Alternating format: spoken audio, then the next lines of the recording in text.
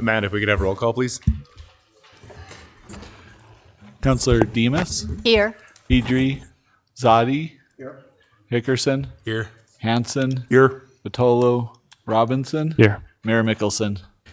Here.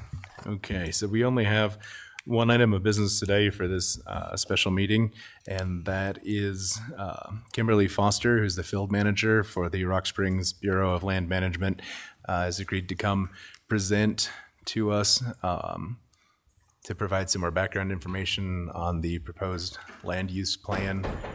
The intent, just so everyone's aware, we're more than happy to hear public comment. But if you want your public comment to be impactful, it needs to go to the BLM. The website is listed on the paper agendas, but it is long and cumbersome. It's probably easier to go to our website or to our Facebook page where they've also posted it. So with that, Ms. Foster, if you'd like to step up to the podium and present us with information.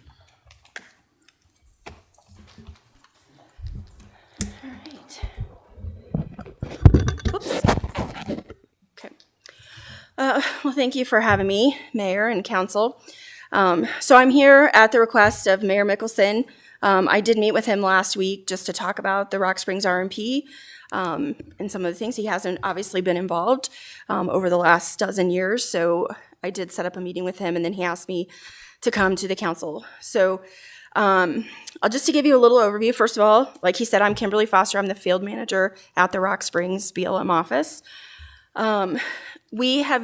So what we're doing right now is a resource management plan revision. The last resource management plan was done in 1997, and so we've been operating under that plan. In 2010, we decided that it was time to revise that plan, and so we initiated a process. It's been a long and arduous process for a variety of reasons, but we initiated the Rock Springs revision in February of 2011. Due to some wild horse litigation that was going on at the time, we ended up doing a second scoping effort in September of 2013. So it's been a long time coming. The Rock Springs effort for the revision for the resource management plan has been suspended multiple times due to a variety of ongoing issues like the Greater Sage Grouse Plan. So in 2014, we were suspended for more than a year so that the 2015 Sage Grouse Plan could be done, which did amend the 1997 plan. It was suspended again in 2019 for the second Sage Grouse Plan that the BLM undertook. And then also in 2019, we pulled out the wild horse decisions, specifically because there had been such a delay, and we had some obligations to the court to get the wild horse checkerboard decisions out. So for those of you that were following that, we issued that record of decision for the wild horse checkerboard in May of 2023. That's currently under litigation, but we're implementing that. So there are no wild horse decisions for the checkerboard in this resource management plan because we pulled them out as a separate amendment. Same goes, we also pulled out the greater sage grouse decisions because they're undergoing separate amendment. And so there won't be any greater sage grouse data in this RMP either. But the rest of the resources are included in the resource management plan. And for those that may not know, a resource management plan is just a land use plan. It's the land use allocation that guides BLM's management over BLM administered lands. In the Rock Springs field office, we administer 3.6 million acres of surface and 3.7 million acres of federal mineral estate, which is mainly subsurface. So that's what this plan is looking at. It looks overall at all of the resources together, minus wild horses and sage grouse. There is one wild horse decision in there about the Little Colorado HMA, but for the majority. But we look at, just like a city or a county land use plan, you look at allocation, how you want the landscape to look and where things will and won't be allowed. So that's what we're doing. Just like any land use plan, we have multiple alternatives. So we have completed an environmental impact statement under the National Environmental Policy Act, and that's what we've released. We're at the draft EIS stand right now. In that draft EIS, there are 4 alternatives that we analyzed in their entirety, and you can compare item to item for all the hundreds of management actions proposed. But there are 4 alternatives The first one being alternative A, and that's the 1997 plan. So we consider that the no action alternative. If we take no action, we're still under the 1997 plan. Alternative B was intended to be a maximum resource conservation alternative. So every item in there is intended for maximum resource conservation. Alternative C is a maximum use, a resource development alternative. So every item in alternative C is intended for maximum resource development on the landscape. Alternative D was kind of a modified approach. Throughout this entire process, we've been working with our cooperating agencies, including the city. Some of your predecessors were involved, previous council members, previous planners, previous mayors. And we developed all 4 alternatives. Well, the no action alternative obviously is our existing plan, but we identified all the management actions for each alternative with the cooperating agencies over the last 12 years. And so what happens at the draft EIS stage is the agency, when we release it, we are required to identify our preferred alternative.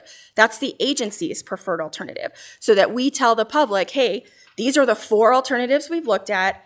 This is the one that best meets our priorities. So we've done that, which has caused most of the consternation because our agency has identified alternative B, which is the maximum conservation alternative, as the agency's preferred. Now, obviously, we are an executive branch agency for the federal government, so our agency preferred is going to align with the administration priorities. So that is what has been identified. It's just a draft, and all we've done is say, out of the 4 alternatives we've looked at, this is the one that we prefer. But no decisions have been made. So what is happening right now is the draft environmental impact statement is out for public comment. We currently have a 90-day comment, although we do have several requests in, including from the Sweetwater County Commission, to extend that comment period. We're working through our headquarters office to see if that can happen and what their decision will be on whether we don't have authority here in Rock Springs to extend that comment period. That will be a headquarter decision. But anyway, currently we're in a 90-day comment period. It goes through November 16th. And we're asking the public to review the document, look at all 4 alternatives, and identify those management actions that work and don't work. Look at the analysis, determine, did we have something wrong? Did we make certain assumptions that aren't right? Did we have the impact right? You know, if we take a certain action, and all 4 alternatives have every single action in comparison to the other alternatives. So you can look at the 4 alternatives. You can look at the impacts, including socioeconomic impact, impacts to other resources from certain resource decisions. And you can say what the feedback we're soliciting is to tell us what's good about this document, what's bad about this document from an analysis perspective. Under the National Environmental Policy Act, it's not a voting process. So we're not really comments that are just opinion about I like this better or don't like this better aren't super helpful to us. What we're looking for is what's wrong in the document, because that's the document that supports the decision we have to make. So right now, our decision would be to implement alternative B, which is the maximum conservation alternative. What we want to hear from the public, particularly the local public, is those actions, specific actions identified that we're proposing that either cause conflict for a public land user, cause conflict for a business, some type of industry, that type of thing, because that's something tangible that we can take back and we can adjust the analysis, we can adjust the alternatives, and keep in mind that the final environmental impact statement that we will release when we're ready, probably next spring sometime, will have a proposed plan in it. It can have management actions from any of the 4 alternatives. So we don't have to select an alternative in its entirety. Now that's an option we didn't have at the draft EIS stage because the agency is required to identify an alternative in its entirety as the agency's preferred. So we identified alternative B in its entirety as the agency preferred, but even within alternative B, there's some things that would be difficult for us to implement here on the ground. There's also some inherent conflict in alternative B, particularly as it relates to renewable development, which is also an agency priority. So we know alternative B is not perfect. We didn't say it was. It's a draft. So what we want from the public is feedback on the alternatives themselves and the management actions. Because at this point, based on that public feedback, we will be able to come up with a proposed plan that takes elements from any of the 4 alternatives. So there's there's hundreds of management actions. Off the top of my head, I can't remember how many, but say over 500. For every one of those management actions, we're going to go through and we're going to select one of the 4 alternatives for every single one of those actions in the proposed plan. When the proposed plan is ready, that'll be the final environmental impact statement. It will probably come out in the spring, maybe late spring, early summer next year. And that will be the proposed plan. That will be the agency's plan for a decision. There'll be a protest period with that. That's where the governor will have a 60-day consistency review period on the proposed plan. Right now, it's just a draft. None of that's happening yet. Right now, we're just accepting public comment. So during this 90-day period, we have 3 public meetings proposed. They are not public hearings. We are not taking public testimony at the meetings. All these are informational open house meetings so the public can get information from us on the specifics of what's in that document. I've heard several of you talking about it's 1,300 pages. The first volume is 672 pages. That is the heart of the document. That's the environmental impact statement. Of course it's huge. We have 3.7 million acres of land and over 500 management actions that we had to analyze to determine what the impact would be if they were to be chosen as how the land would be managed. So of course it's huge. We know it's huge. So we are doing an open house. We had one last week in Lyman. We have one tomorrow in Big Piney. And then Wednesday, of course, is the one here in Rock Springs. And hopefully all of you have heard that we have moved it to the Holiday Inn. Originally, it was proposed for the BLM office, but we moved it to Holiday Inn so we'd have more room. But it's an open house format so that we have all the maps printed out on big boards. We have a bunch of information. We'll have specialists there from every single division that can answer specific questions about specific items. Whether you're interested in rights of way, whether you're interested in coal leasing, whether you're interested in recreation, all of those people will be there, and they'll be able to answer your specific questions about individual aspects of the document, because that's what we're taking comments on. So those meetings are running from 3 p.m. to 6 p.m. It's not a 3-hour meeting in the sense that you have to be there for 3 hours. It's an open house, so you can come and go at any of those times during the 3 hours. But we'll be there from 3 to 6 to answer questions. And so that's what we're doing right now. We've had several requests to add additional meetings. Right now, we haven't made any decisions about that. Some of you may know that we are subject to a lapse in appropriations this weekend as our federal budget runs out on Saturday. And so we haven't made any contingency plans for additional meetings. But we are looking at probably doing a virtual meeting sometime in late October, possibly later if the comment period were to be extended. But we'll send stuff out related to that, but we haven't done that yet just in case there is a lapse in appropriations because our agency would be furloughed. So we haven't made any plans past Saturday. So that's kind of an overview of what the process is and what we're doing right now. Okay. So before I open it up to council, one thing that I would like us to discuss in relation to this is whether or not we also would like to request a 120-day extension to the comment period. Ms. Foster was kind enough to bring me a copy, just so everyone That's can see. all 1,300 pages together. It's a lot, and so for the city to do its own analysis and have substantive comments to give you, we would need more time. So if that's something that everybody is, okay, good. We need to make a motion on it? I don't think so. Okay. Oh, and Brent is here. Yeah. Thank you. Sorry, you came in right after roll call. And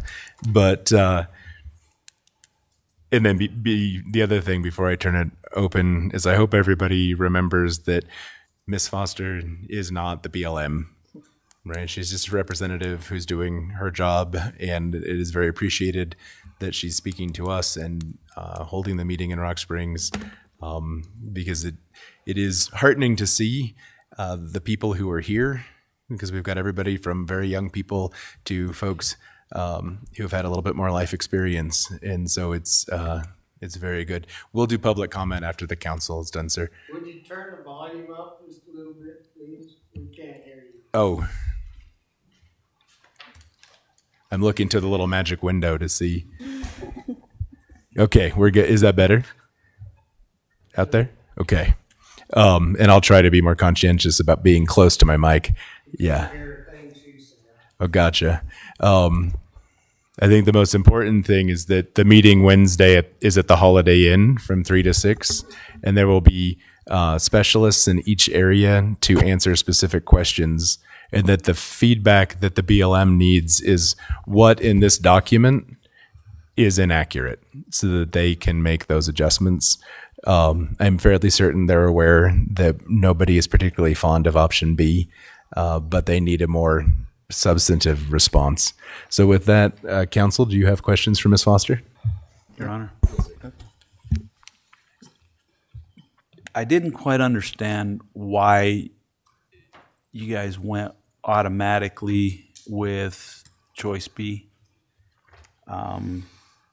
To me, it really seems like you're switching from a system of, and I'll put it like as if it was a court of law, that it's going, you're innocent before proven guilty. Now it's going to go to somewhat of a system of guilty before proven innocent. So I'd like to know just a basic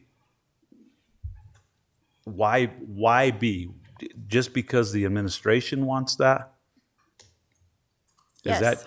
That's the Yes, answer? That is absolutely the answer. So we have 4 alternatives.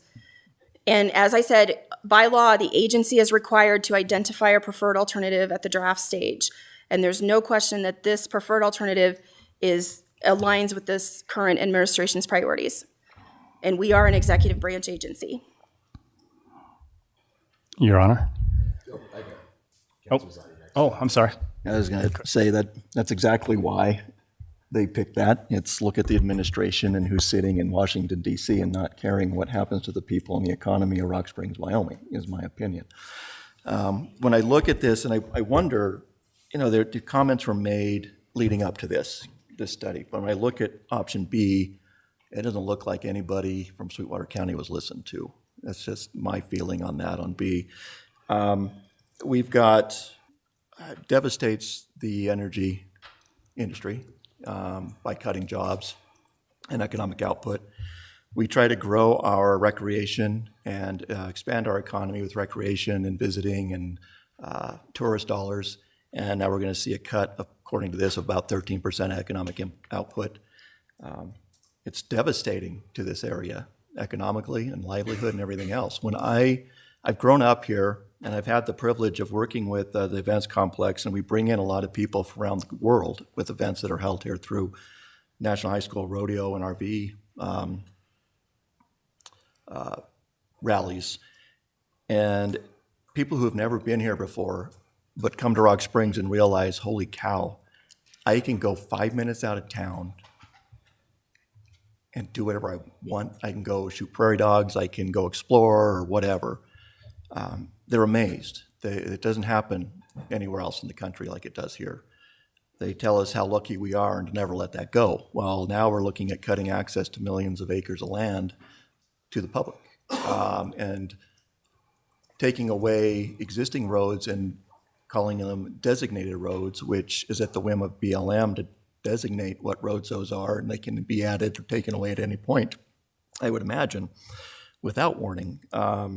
So the whole thing for B, to me, is it's a extreme conservative push that does not fit in any way the beliefs or the culture of Rock Springs, Wyoming, Sweetwater County, and Wyoming as a state.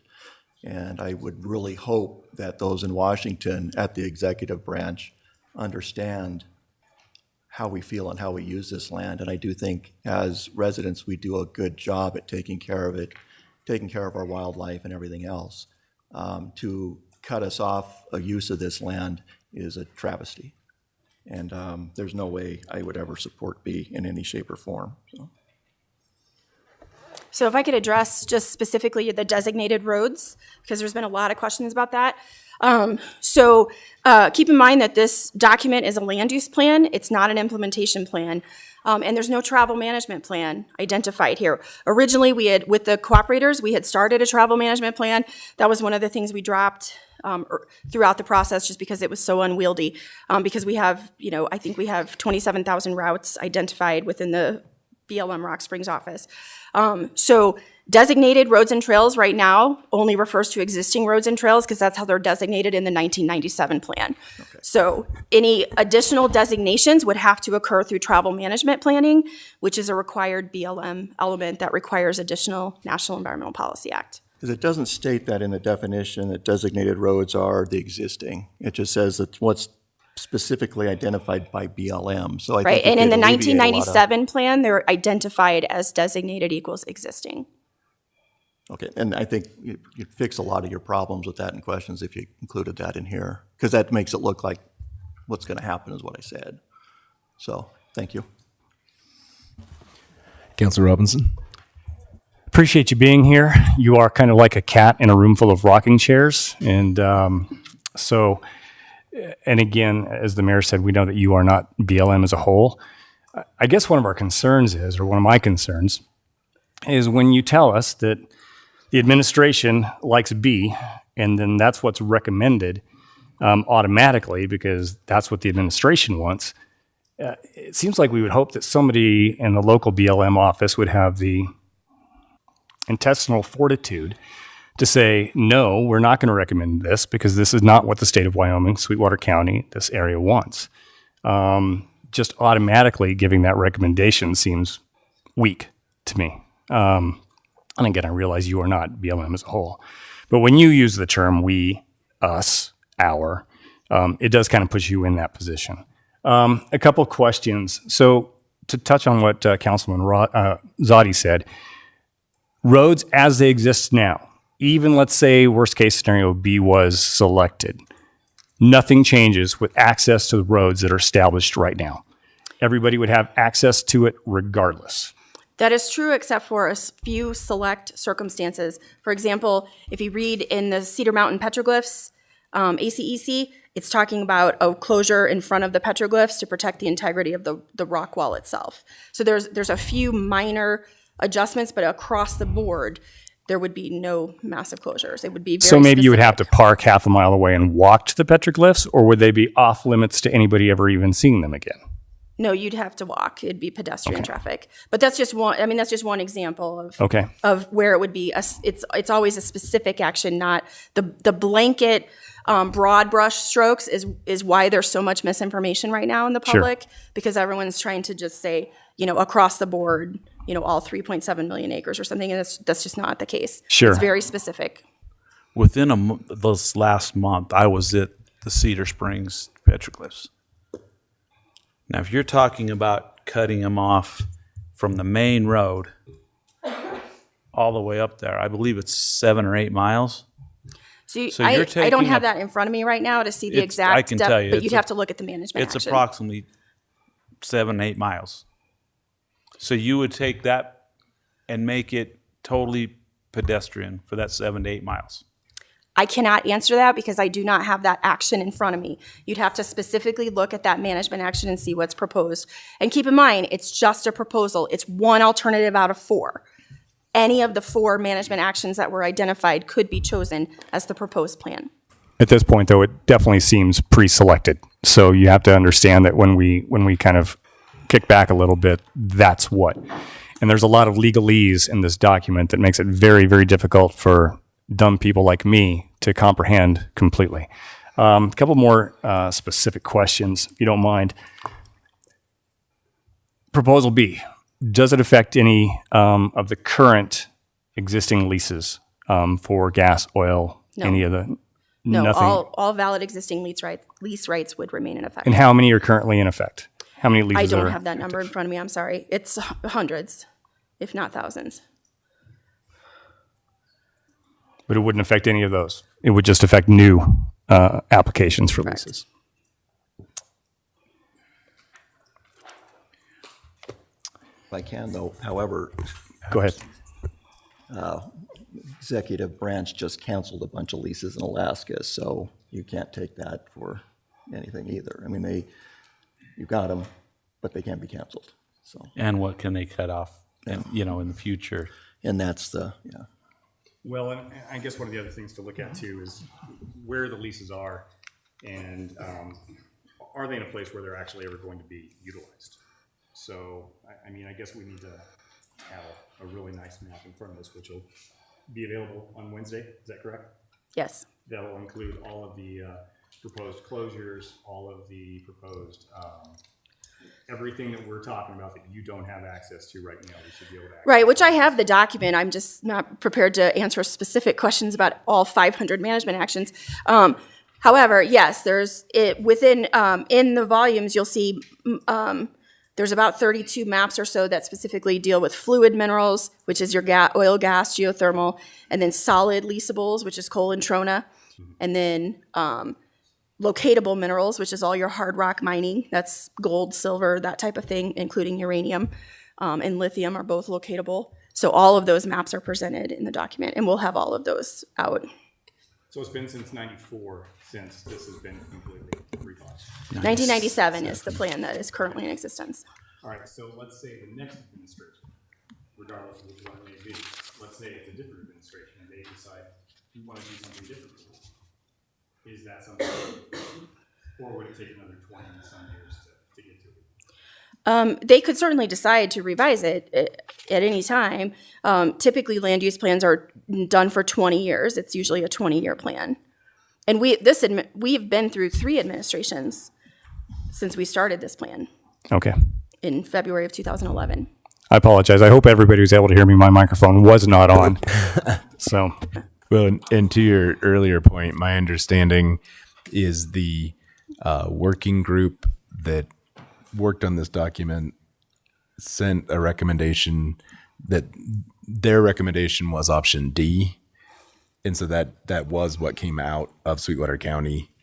But the federal administration said, well, that's nice, but you're going to pick B. So the working group that BLM and everybody was a part of they did recommend something other than B. Okay. They were just informed that B is their choice. overruled. Yeah. Yeah. Your Honor, Yes, sir. I have one other question. So, because you had indicated it takes 20 years to do a study, but this was unique that it took so long because of all those hurdles you had to overcome. What's a It's- typical time frame? I would say typically it takes about 6 years. About 6 years? Yeah. Okay. And then maps 2.5, 2.6, 2.7, and 2.8 for the fluid management Okay. in there. Thank you.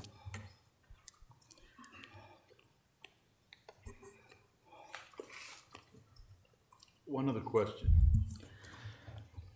Is this happening in other states and other regional offices as well at the same time? No, right now, the only other one here in Wyoming is Newcastle, and Newcastle's just getting started. They just completed their public scoping, which is what we did in 2011. The other plans, we were just way behind.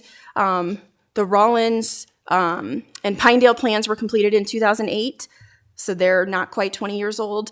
And then the Kemmer plan was completed in 2010, so that's kind of in the southwest Wyoming area in our district. And every 5 years, the BLM is required to do an evaluation of the RMP to determine if it's still relevant or if there needs to be major changes, either amendments or revisions. And so we had done that in 2010 and determined that a revision was required. So how about any of the existing offices, say, close to us in Utah or Colorado? They're in the same process that everybody goes through a 5-year evaluation. So I'm not sure when their plans were most recently completed. Okay. I don't have that information at my fingertips. Lander was probably the most recent plan here in Wyoming, and it was completed in 2015 or 16, and that was the most recent one we'd had here in Wyoming that had been done. And based on Lander, what did they end up, if these 4 scenarios was theirs a B, or did they end up going with a D kind of thing? I'm not exactly sure what their preferred alternative was. It was probably They had sage grouse entwined in their plan that wasn't part of the amendments, so it's heavily sage grouse focused. But as far as their development scenarios, I can't answer that. I don't know off the top of my head.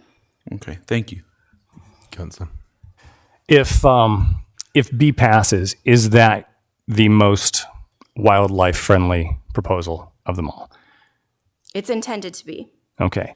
And is there a way, or are there ways that some of those wildlife priorities can be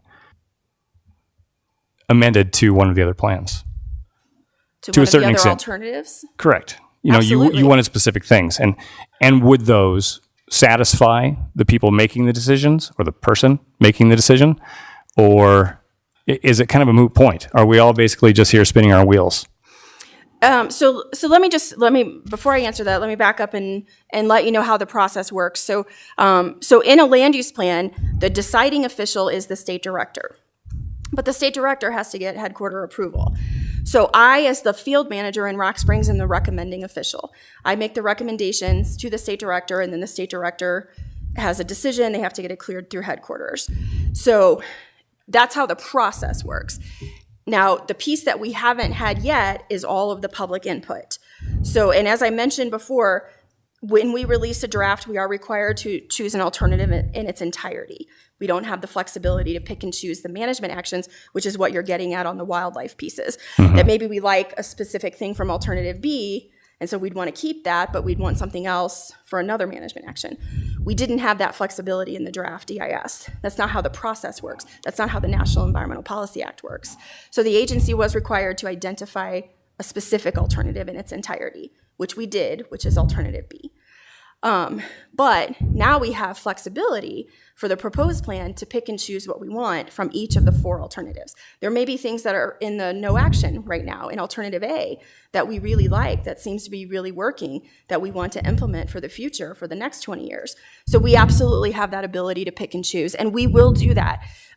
From the Rock Springs office, we will be reviewing all of the comments that we get.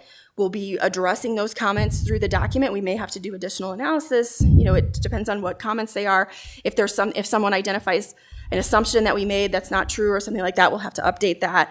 But then we literally will go management action by management action and pick a proposed plan based on which of those each 4. And if you look at chapter 2 of the document, you'll see a management action table. It's hundreds and hundreds of pages long. That is the bulk of your document. But there's a table, and it has A, B, C, and D across the board, and every single management action is numbered, and it tells you exactly what it is and how it differs across the alternatives. And then it references some things, and that's how the analysis was based. So we literally will go management action by management action, and we will come up with a proposed plan here in Rock Springs. We will recommend that to the state director. The state director has been heavily involved with our public input to date, so he's very aware of the controversy. With alternative B in particular. And then he will decide, and then he'll talk to headquarters and get it cleared through headquarters before the final plan comes out. Yeah, But that's just a process, how it works. But we absolutely can pick and choose. That's the benefit we didn't have before that we do now that the draft is published. Okay, I think that's good information for people to have, because that impression wasn't given initially.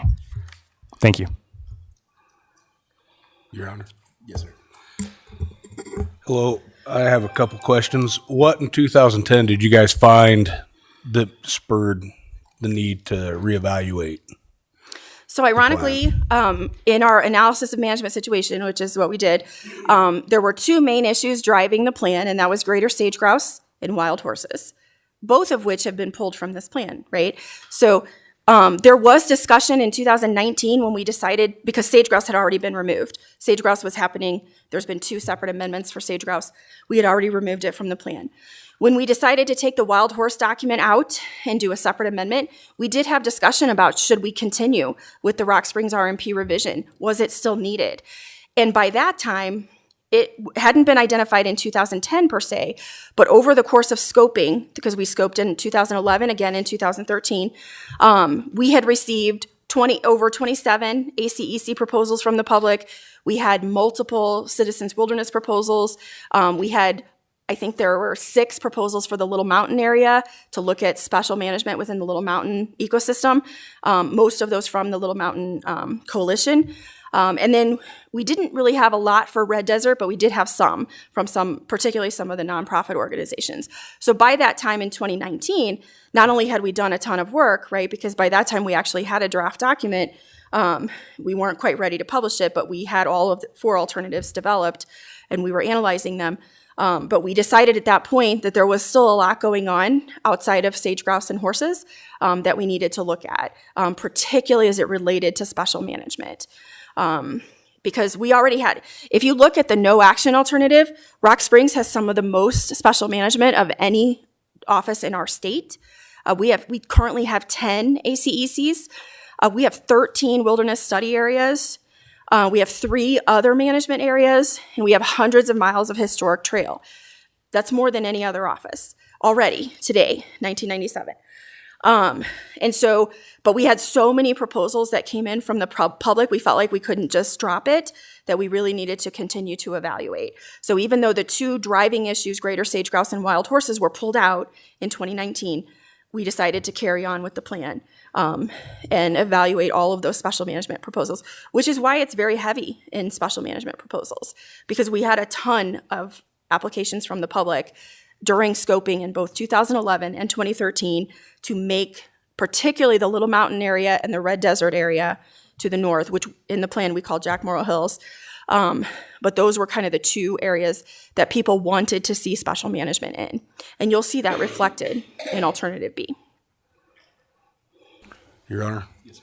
One more question. I think Councilor Robinson was trying to touch on this. So we got 90 days to comment as of right now, right? Correct. Are these comments actually going to be used if they do come up with something somewhat viable, or can the executive branch look at it and be like, yeah, don't care, and we're choosing B all the way? So I think the answer to your question is absolutely yes. We will be looking at them in Rock Springs. We will do the first cut of comment review before it goes to headquarters for review.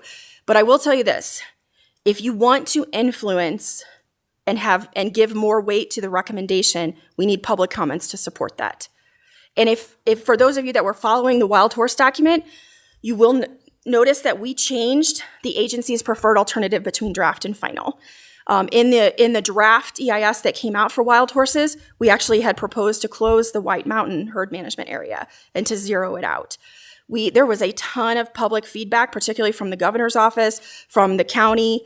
I believe even the city of Rock Springs submitted comments talking about the socioeconomic impact of the White Mountain Wild Horse Loop and the tourism that occurs there. And if we take horses away from White Mountain, what that would do. And they felt like our socioeconomic analysis had not captured that well enough. And so we went back and we reanalyzed, we refinalized things. And then in response to that, we actually kept the White Mountain herd management area open and did not close it. So that was a major change between draft and final. And it was 100% based on local feedback. Yes, sir. So as I see it, we've got alternative D, which is very restrictive in my mind, and D. So somewhere in the middle, we're going to land between, and it's probably going to be a lot more restrictive than it is now. So that's where public comment is going to be just vitally important in this process. So everybody should be encouraged to comment. What is the best way to comment? In my mind, is to be short, concise, and to the point, and don't drag on. Can you offer any recommendations and how to comment, what to comment? Sure. What to write? So we talk a lot about substantive comments and what those are. That's a National Environmental Policy Act term. But what that means is it has to be relevant to the analysis. So that's why I said opinion comment. It's not a voting process. We're not taking votes. Whether we get 500 comments or 1 comment on the same thing, it counts as 1 comment. And what we're looking for is something related to the environmental impact statement. An assumption that was made, an analysis that was inaccurate. Like, for example, the wild horse example I just gave, there was comments specifically from the governor's office in particular that said, we disagree with your socioeconomic analysis and the importance of the White Mountain Wild Horse Loop. We feel like the tourism wasn't captured. When we did that, it gave us a different result. Those are the kind of comments that have meaning, that will change the pendulum on whether we choose a management action or not. Comments like, I don't like this, not super helpful to us, right? Because there's nothing tangible that we can fix with that. We know we are not stupid. Our phone is ringing off the hook. I am getting hate mails. I have threats the FBI is involved. I mean, if you think that we don't know that this is an unpopular alternative, we know. There's not a person at BLM who doesn't know. But that's not helpful. That's not going to change the document. What's going to change the document is for specific comments that say, leasing prohibited in this area affects my business because I was planning to expand. Or, someone gave an example of we in alternative B, we have some restrictions that would go into place on petrified wood and the collection of petrified wood. We have some folks that have concerns about that because we would go to a permit process for that rather than a casual use currently allowed today. We have some folks that are commenting on that, saying if this management action takes place, then that, alters my ability to enjoy public lands and collect petrified wood for this, that, or the other. Those are comments that are substantive. They have to be specific to something we're recommending in the document. And we're getting a ton of comments about the public lands rule. That is a rule proposed by the Secretary of Interior for changes in public lands. That has nothing to do with the Rock Springs RMP. Comments on the public lands rule are going to be ignored because they don't have anything to do with this document. So they're just going to go in the file because it doesn't have anything to do with what we're doing. Thank you. And I would just want to reiterate, anybody who's making a comment, be respectful. There's no need to be violent, throw threats or anything like that. Be respectful. State your purpose while you're doing this, while you're writing. And as it does, as you say, it has to comply with the RMP. But you make your voice heard, but again, respect is very, very important. Yeah. At the end of the day, you guys are all still our neighbors. Yeah, we live here. Yeah. These are our public lands too. Yeah. It is, I think part of the emotions that surround this particular topic come from, you have a huge group of people who worked on this, made a recommendation and got told, nope, this is what we're going to do. And they're recommending that we do a whole lot of restricting of ourselves, but are at the same time expanding the number of eagles that can be killed by wind turbines because it fits a political agenda. And that is why it's very important when you guys do, and I'm sure there are resources that can help people in the public identify areas where they will be impacted, that you're making those substantive comments because it's hard to have trust, right? And so we really need to make sure that we're focused in making our voice as loud as we can because there's only 40,000 of us in Sweetwater County. And there are basically that many congressmen at this point. So in any event, are you guys okay? And I know you have another engagement, so thank you for making time. I'm going to turn it over to public comment. Again, reminding everyone, the BLM public comment link is on our Facebook page, it's on our website, and it's on the agenda if you want to type that out, which I don't know why anybody would, but it is there and provided. And the document is on the BLM website. It's huge, and it is kind of daunting to read, but it is important to look within it for those areas that are going to impact you and let them know this is how I'm going to be impacted. So with that, thank you. Thank you. We'll see you Wednesday. Yes, 3 p.m. Holiday Inn. We'll be there. Would anybody like to address council? If you just give your name and identify who, if anyone, you represent, please. Taylor Jones, Sweetwater County Commissioner. Since this is an informational meeting, I thought I would share some information. This is directly from the RMP. So it's the document itself. So a few things, the total economic output attributable to BLM administered land in the Rock Springs field office across all programs totals $827 million annually. They went off of 2016 numbers. In alternative B, earnings total 168 million annually, down from 827. And 2,515 jobs. These values are approximately 50% lower with alternative B. Total quantified public revenues in 2016 ranged from approximately 52 to 55% lower under alternative B than A. All quantified economic and public revenue indicators for oil and gas development and production are approximately 74% lower under alternative B than alternative A. This is due to the substantially lower number of wells drilled under alternative B, corresponding reductions in oil and gas production as a result.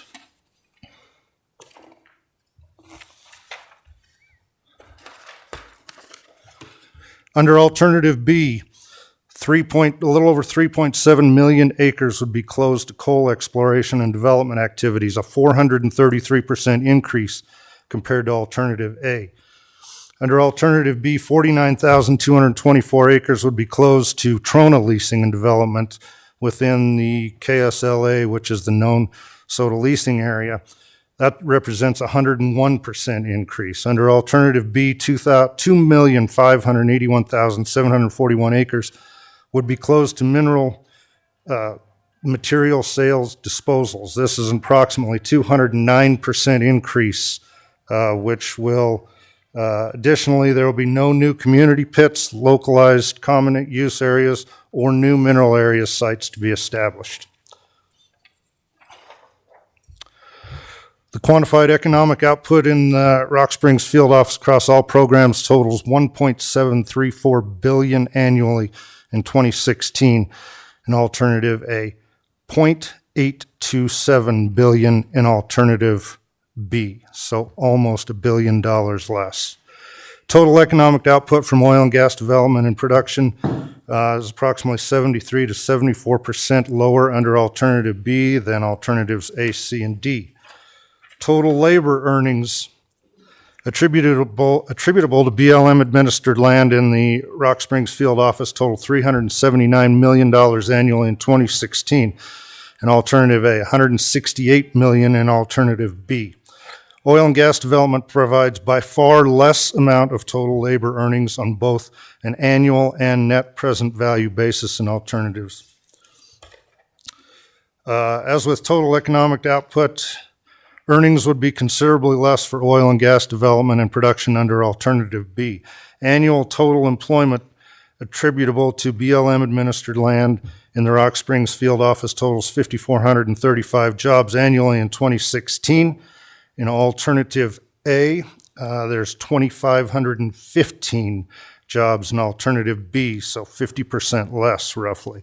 Total employment would be considerably less for oil and gas development and production under alternative B.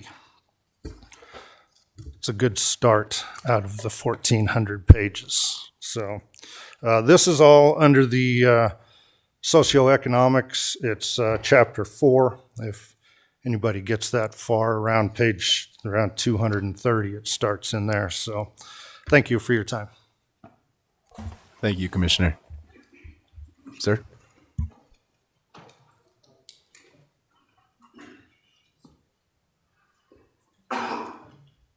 Mayor, Councilman, my name is Casey Doak.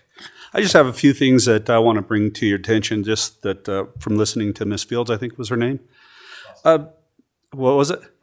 Foster. Well, then we were way off. Okay. So she brought up the study for she's worried about the wildlife, and I get that. Have they talked to the Game and Fish? Have the Game and Fish had any comments on this? Something we should ask. Another thing is the emission. They had this done in 2019. Why didn't they publish it then? Another question. And another thing is what Commissioner Jones just put out there. If the commissioners could put together, and what the city councils of Rock Springs and Great River, the economic hardship, so people can actually comment on this. So we have specific things we can comment to the BLM on, so people aren't just thrown out there.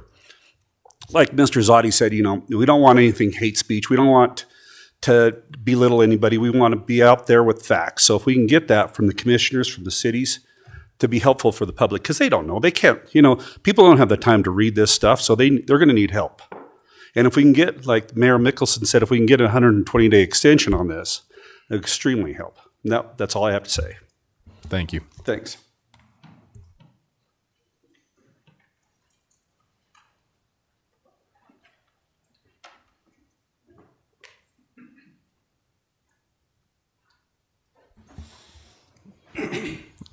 Anyone else like to address?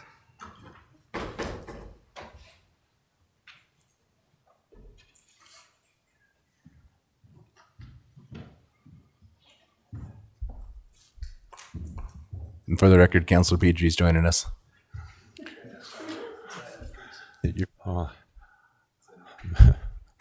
Mayor Mickelson, council. I guess I thought everybody would be up here knocking the mic down trying to say something, so I guess I stood up. First off, I'd like to just go into the 97 road plan. I think we have to be very careful that the 97 road plan may not encompass the 2 tracks that were identified by Sweetwater County while I was a county commissioner.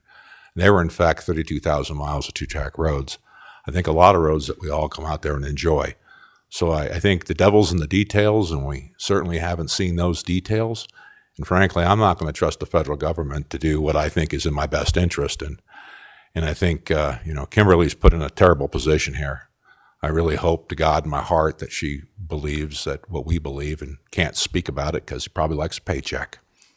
So here I sit, I'm looking at the plans A, B, C, and D, and try to get my arms around it because I, too, am not an attorney, and it is cumbersome, and we have to make substantive comments, which is a fancy way of saying substantial comments that make sense to this document, which isn't easy for the common person. So I think I'll just say it, the Republican Party of Sweetwater County is going to promote information for folks to get aboard, as the city council is going to put out there, but just some areas of comments if that's of your belief. Now, getting back to the plans, A is current, okay, which has many provisions that was just testified to by BLM that other plans do not have. So I think there's plenty of protections there for Little Mountain, Jack Morrill Hills. I mean, it's a misnomer to say that the Board of County Commissioners doesn't care about that. I'll testify as me being a past commissioner, we cared about it a lot. So I don't see any taking going on out there in those areas that require any extra onerous regulations. Now, B is the environmental side of things. I get that, and it is quite, way over there. But let me say something, and this is my point of bringing this up, is C is in fact not a minerals development pro plan. It is in fact more onerous than A, which is the current plan. So if someone's going to tell me that these are they call them bookends, right, the 2 extremes, this is not a bookend of the extreme of minerals development. It's probably in the middle here. So everything they've negotiated, which I obviously disagree with, through the CLG and numerous organizations, I don't think we were represented. And the roads are the easiest one to talk about because all 3 plans that are called alternates are in fact identical by their mapping. So I don't know how anybody in their right mind calls that an alternate plan. They're the identical plans. And so I wonder where our representatives were who were in cooperators during this whole process, where we end up with an onerous plan which is controlled by the BLM on what they want to designate as roads. I don't see it's fair. I don't think we had proper representation, and here we sit as public commenting period. And to that end, I'd like to say, people don't bring pitchforks to the BLM meeting. Bring your comments and a friend. Bring friends. Bring a friend, because even though it isn't going to make a direct difference at that meeting, it's a show that we disagree or have opinions about this process. And to that end, we have to show up. This is a public commenting period. As was spoken about, it goes through all these literations of process. So this is a chance for the public to show up and tell them what you think of this. Tell them, what do you think about the recommended B plan and what it means to us in the future? Because I guarantee you B, and I don't know how much of its entirety will survive, but I will tell you the majority of it will survive. We're negotiating on our backs. They picked, frankly, the worst plan in my mind for our custom culture and future, and they put it as B. And so now what do? Basically, we're losing by half, right? So I think our best plan, and my best opinion about this, is go with the current plan A, and let's reevaluate and try to have a better seat at the table at the end. And the joint House-Senate Committee on Select Water, I made the motion to extend it 120 days. Now, I'll just tell you an inside story. I was thinking about saying I want half the time it took you to come up with this crazy plan. That would be about 6 years, near as I could figure.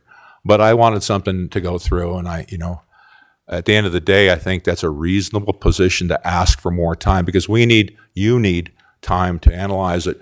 Our people, industry, have to have time to analyze it, because what we didn't talk about is the overlay of all these plans. We have multiple plans that all go on top of each other, right? One plan may look like, oh, I could do something here, and the next plan precludes that. There's view shed. And I think one of the comments in that document said there's such a high value on what's called solitude. In other words, nobody's there. And that's the basis of a lot of these comments. It's no longer a multiple use plan. It's a conserving plan for the environment, and that's all it's about, which is another fundamental change in how the BLM had analyzed plans in the past. So I think we all have to rise up, do our part, get educated. Like the mayor had said in council, we have to make comments that count. And I did have one other thought or question, really, because the last comments I had heard from the BLM was they indicated they would accept all comments in an email form. And it would allude to the fact that they would accept overseas comments. And I wondered how they'd segregate those out, or maybe they consider those comments as valid as somebody living in Virginia. I tend to think folks in Wyoming should have a bigger seat at the table because we live here and we love this life. Thank you for the chance to comment, Mayor and Council. Thank you, Senator. It reminds me of one of my favorite quotes. Well, Commissioner Richards comes up of Reagan, that the scariest words in the English language are "we're from the government and we're here to help." And I think this is, to your point, very pertinent. Wyomingites should have the biggest voice, specifically the residents of Sweetwater County, because we're the ones who have to live with the outcome. Commissioner? Mr. Mayor, thank you. My name is Alan Richards, Sweetwater County Commissioner. Thank you all for hosting this and giving the public one more opportunity to hear this. There's some scary stuff in this plan, and I don't want to belabor all the points others have made, but map 2-22, rights of way in alternative B, scares me more than anything, because while we can have development still on state lands and private lands, this right-of-way map means there's no new ways to get that production out of those areas. This right-of-way map shuts off rights of way all the way along the interstate through Sweetwater County on the checkerboard. It creates paths from north to south that shuts down rights of way 100% of the checkerboard north to south. That means we can't put in a new power line from east to west across Sweetwater County. No new pipelines, no new roads, no right-of-way access at all. And I would ask Ms. Foster, is that what, am I reading that correctly? We have mineral exclusion maps, but this map, if you haven't seen it, this is the exclusion and avoidance map under the current plan. So the red places right-of-way exclusion. The green areas right-of-way avoidance. You can still put a right-of-way in there, but at higher hurdles. Under alternative B, that's the right-of-way exclusion across the Rock Springs management area. That's devastating. So we can dig into the details of all of the other maps all we want to, the new environmental areas of environmental concern, the surface mineral exclusions, the liquid mineral exclusions. We can overturn that, go with alternative C and develop all we want to. But if we can't get that production moved out of those areas, well, there's no production. This map could possibly shut down one of our Trona mines expansions that are going on right now. Billions in investment in Sweetwater County, thousands of jobs. I believe the Business Council estimated that this could be a $100 million impact to tax revenue over 10 years across Sweetwater County. You know what a deficit looks like. Imagine $100 million worth of deficit to our tax revenues over the next 10 years. This has the potential to just end Sweetwater County in the name of preserving it for who? Because none of us are going to be living here. We're not going to be here working. We're not going to be here recreating.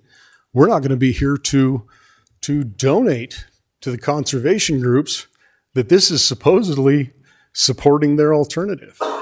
I can't find anywhere there's a precedence for choosing alternative B. D is bad enough, but B is an extreme. C is an extreme. D is what put all the cooperating agencies together, and they said, okay, I'll give this if you'll give that. And they come up with D.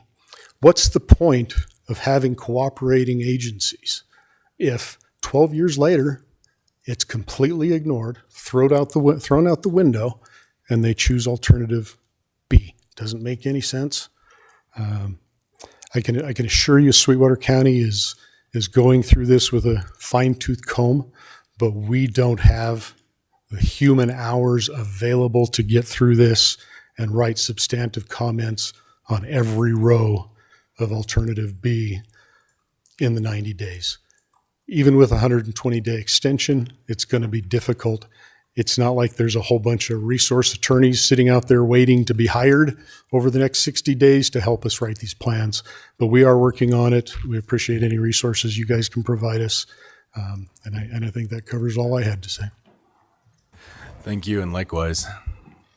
Your Honor, just something real quick to add. I think it'd be silly of us to assume that we're going to get that 120-day extension. I don't feel optimistic about that, but let's keep it maybe 90 days and go with the time that we know that we have, and hope for the best. Representative? Mr. Mayor, councilors, thanks for putting this on. It's really good to have every avenue we can to get the word out. My name's Cody Wiley. I'm House District 39, State Representative for Wyoming. Today we heard that there was a lot of good faith effort in our local contribution for the last decade plus on this. And kind of what we're seeing now is a bad faith effort from the federal government moving forward. In simple terms, I'm a simple man. Moving forward, we want to ask how is this going to affect us? Well, economically, does anybody in this room have anybody work at a Trona mine or hope, for a young person to get on at one of these expansions? It's going to affect you. Do you have anybody that works in the oil and gas industry? It's going to affect you. Do you have anybody that works in the wind industry, putting up these windmills? It's going to affect you. Travel and tourism, it's going to affect you. Everything but option A is very constricting to public access to public lands. They all share the same map. They all have the same prerogative, which is to limiting that access. Do you like, taking your four-wheelers and side-by-sides out to the Kilpacker sand dunes? Everything but A is going to limit that access, and it leaves it open for federal insight to choose how we govern over our lands. It's somebody in an office in Washington, D.C. that's looking at a pamphlet or a computer screen deciding how folks in Southwest Wyoming get to live our lives. I don't believe that's right. I think we need to do all we can do to submit these written comments and just keep them simple.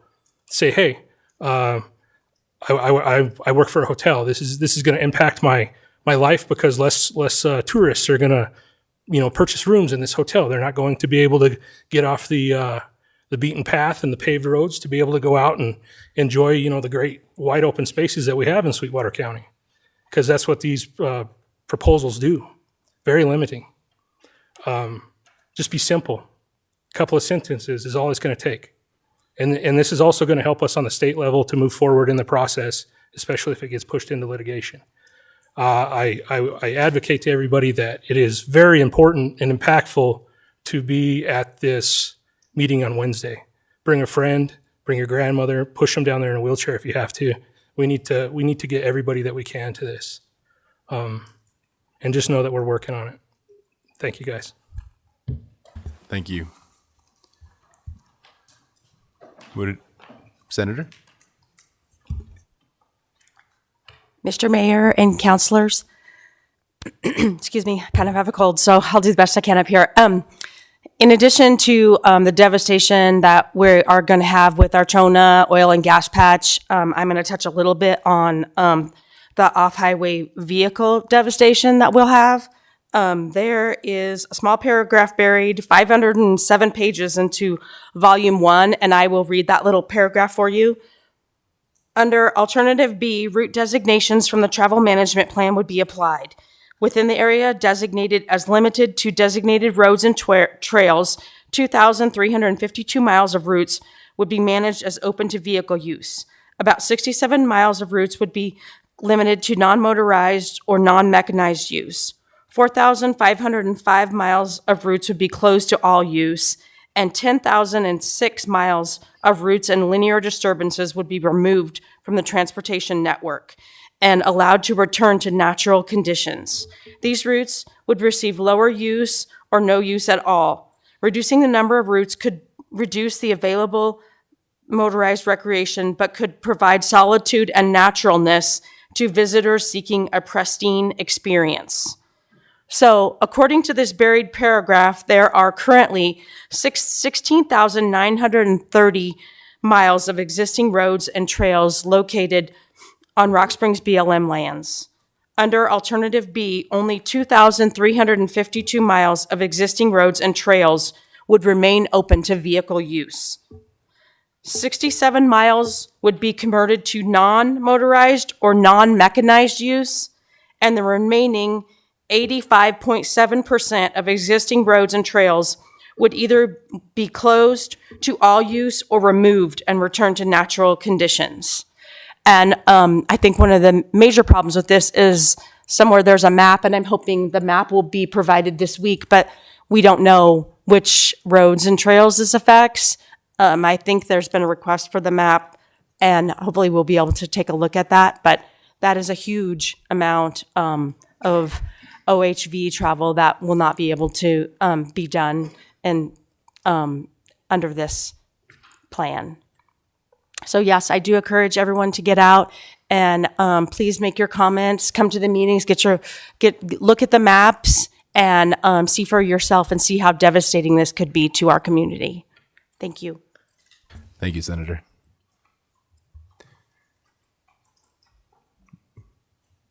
Anyone else? Okay. Yes, sir.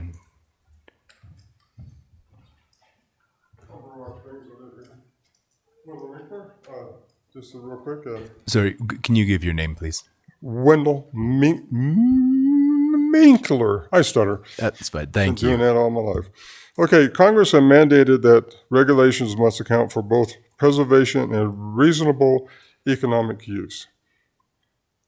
B really doesn't do that. That's a pure against the Constitution.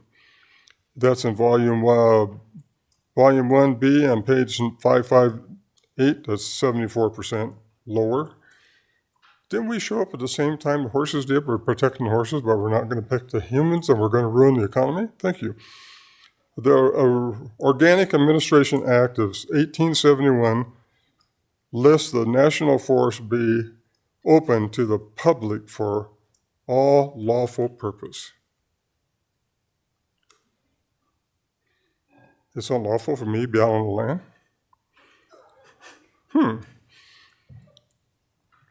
So in 1960, they shut down California and they protected a Smokey the Bear. In the last 5 years, it's been burning up. They did zero to protect Smokey the Bear. In Idaho, where I'm from, I was down there in the 60s. In the 90s, we did the spotted owl in Idaho, and they did zero because they locked it down. We can't even put out a forest fire. Zero protection. Maximum protection ends up being zero. Thank you. Thank you. Would anybody else like to provide us with comment?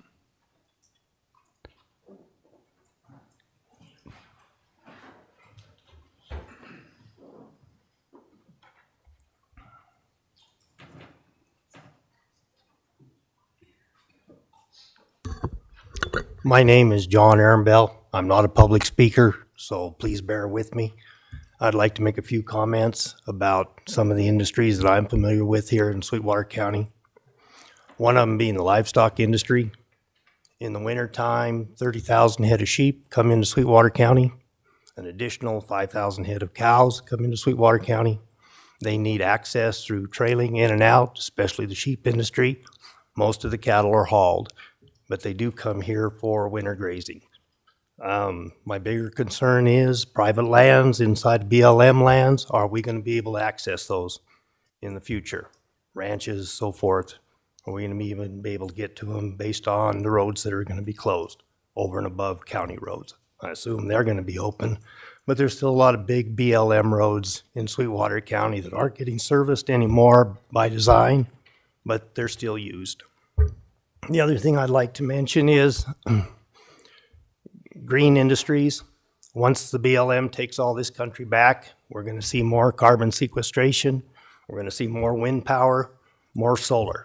That's going to come into them by their decree in this administration. That's not bringing many jobs. There'll be construction jobs, but there won't be any real significant jobs after those things are established. Another thing I've experienced over time is green industries usually fade away 10, 15 years down the road. They become dormant. They're too expensive to maintain. The first entity took the subsidy, the second entity operated it, and the third entity is left with a wind tower that doesn't function. So going forward as a city and a county, please be cognizant of bonding of green energy and be careful of who's going to be the last owner. Because of the subsidies on the front end of all these industries, that's how they get introduced. Your money, my money. So everybody needs to be concerned about those entities as well. They talk about sage grouse. Some of the best sage grouse entities or leks are on private lands. And it's because there's predator control, there's fresh water, there's green riparian areas. So that's still the best thing to preserve is private lands for wildlife to go out onto the public lands. Thank you. Thank you. Anyone else? Representative, if you'll give us your name.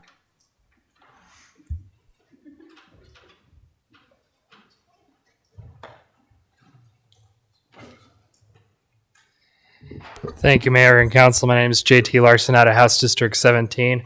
Thanks for the time to present to you today. I'm working hard on a lot of the growth we're going to see in the next few years, and this kind of just puts a complete halt to that. So we will be addressing this further, and just wanted to let you know that I'm working on it hard as well.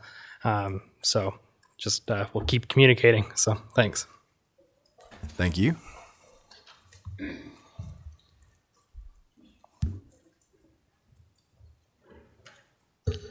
Clark Stith, House District 48. As you are all aware, this alternative B, if implemented, it amounts to another war on the West. It's irrational, especially the proposal to remove 49,000 acres of Trona to close it off in the known sodium leasing area. It's irrational. We know that, so I'm glad we're all working as a team together, so let's all pull together and get done what we can get done. So go Wyoming, go Pokes. Very good. Okay, is there anybody else? Going once, going twice. You can speak if you'd like, Councilor. No, never mind. Okay. Then before I say going for the third time, please remember Wednesday, 3 to 6, Holiday Inn. The link to give feedback to the BLM, it's on the city's Facebook page and the website. It's also on the BLM site, which is where this document is housed. And we will be working with the county, I would imagine, to try to provide information for folks that's a little bit more easily digested. So with that, going the third time. Ma'am. Yes, ma'am. I had my gavel ready, so that was a good thing you spoke up.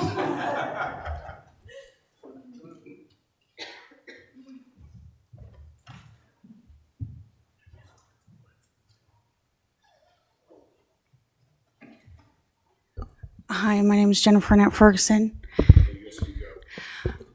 Hi, my name is Jennifer Annette Ferguson, and I'm an introvert, so might be a little difficult, but I kind of want to speak to the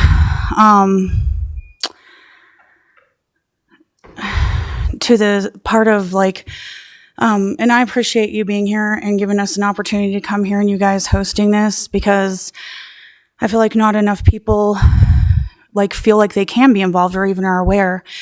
And we trust a lot of people to do things for us when we need to be more active ourselves, because this is our country and we're the people and we're the owners of this country. And we need to stand up and have more of a say, because when things are just like the federal government, Washington, D.C., corporations, sometimes those interests can kind of veer away from the best interests of us as people. And it can happen really quickly without us really realizing it at first. And, you know, making these innocent little mistakes that maybe your predecessors did in the acts. But we all know that things, you know, can start off looking really good and you know, justified, right? But then like we can get further and further buried and then enslaved if we're not careful. And a lot of the time, there's a lot of miscommunication or misunderstanding of certain people because they may be different or handle things differently than others would, but it doesn't mean they're wrong. And this is what is so great about being a woman or a man, is because we are made by God and we're all unique. We have different, you know, we're just like the stars in the sky. We all have different fingerprints. We're all different and we're all very special to Him, and He loves us very much.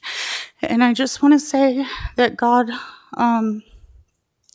is in control no matter what happens. And I see you all as my brothers and sisters, and I respect you all like that, and including you, Kimberly, especially you. You're in a difficult position, and I believe that you are doing what you believe is right and representing what you believe is right. But at the end of the day, we live in America, and we do have rights. We own those rights. No one can take those rights away from us. We can be deceived into losing them, but at the end of the day, because if you don't know your rights, you don't have any. That's why it's important to know your rights and to wake up and be a part of this, because you are a part of this. You're not a bystander. You're not an observer. This is about you. And the federal government can, you know, have different interests that we have all seen, and, you know, I'm not going to go into it. But we just need to be careful. And I trust that we have wonderful people in our government, here in the city and in our law enforcement and in our legislation. And I believe that even though we all may wear a hat during the day, we come home as Americans, as living men and women, and we really do need to see each other differently, because I feel like the influences from these corporations and these foreign agencies and everything have kind of caused us all to disconnect and lose what our purpose really is and what life is really about. And it's not about a corporation's interest. And if we keep that up, it's going to be like the Lorax. And I don't want to see that. And this is not comfortable for me. But I'm like, okay, if I have it to say, I need to say it, because there are people who don't have a voice. And I need to be that voice for them.